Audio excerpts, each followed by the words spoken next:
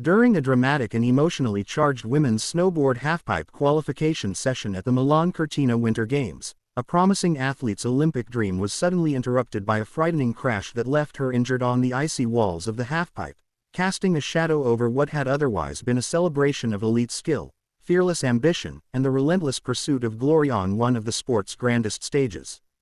The qualification round, held under crisp alpine skies and in front of a roaring international crowd, had already delivered a series of breathtaking runs filled with soaring amplitude, technical spins, and perfectly executed grabs as the world's best riders battled for limited spots in the final. But the mood shifted dramatically when the competitor, midway through an aggressive second run designed to improve her score, lost balance upon landing a high-difficulty trick, catching an edge on the transition and slamming hard onto the unforgiving surface before sliding down the pipe.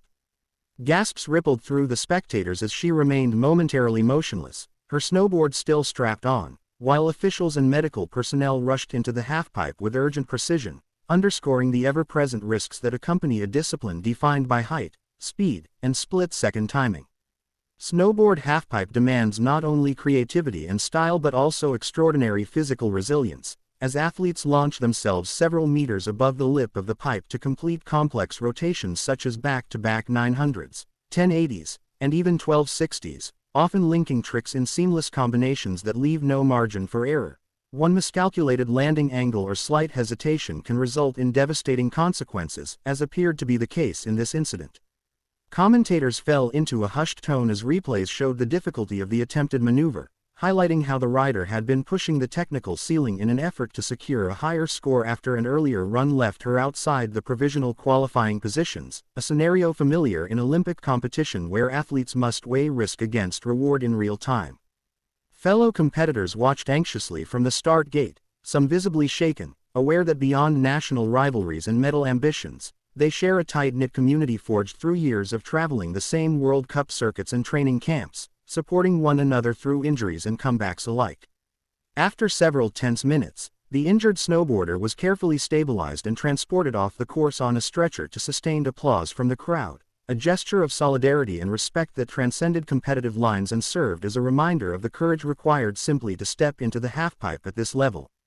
Early reports from team officials indicated that she was conscious and undergoing further medical evaluation, though the full extent of her injuries remained unclear, leaving fans around the world anxiously awaiting updates and flooding social media with messages of support, prayers, and heartfelt encouragement.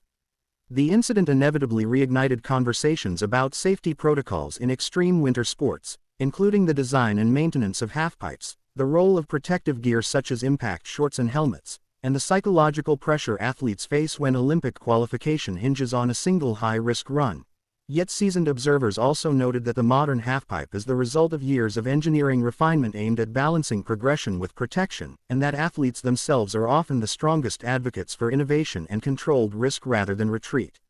As competition resumed following the delay, there was a palpable shift in atmosphere, with riders approaching their runs with a mixture of determination and caution, channeling their focus into clean execution while honoring their fallen peer through performances marked by grit and composure. The scores continued to climb, and the qualification standings eventually solidified, but the day's defining image remained that of the injured competitor being helped from the pipe, her Olympic campaign abruptly halted yet her bravery unmistakably evident. Coaches later reflected on the razor-thin margins that define elite snowboarding, emphasizing that progression in the women's field has accelerated dramatically in recent years, with athletes consistently raising the bar through technical innovation and amplitude that rival or surpass previous benchmarks, a trend that both excites audiences and intensifies the physical toll on participants. For the injured rider, the road ahead will likely involve medical assessments, rehabilitation, and the difficult emotional process of reconciling preparation that spanned years with a moment that changed everything in seconds. However, history within the sport offers numerous examples of athletes who have transformed setbacks into powerful comebacks, returning stronger and more focused after adversity. As the Milan Cortina Games continue, organizers, teammates, and fans alike remain hopeful for positive medical news, united in the understanding that while medals and podium finishes define the record books, the true spirit of the Olympics resides in resilience, solidarity, and the shared respect among competitors who push the limits of human capability in pursuit of excellence, knowing full well the risks involved. In that sense, The injury sustained during the women's snowboard halfpipe qualification stands not only as a sobering reminder of the sport's inherent dangers but also as a testament to the extraordinary bravery of the athletes who soar above the halfpipe's icy walls, embodying both the thrill and the vulnerability that make winter sports at the Olympic level so profoundly compelling.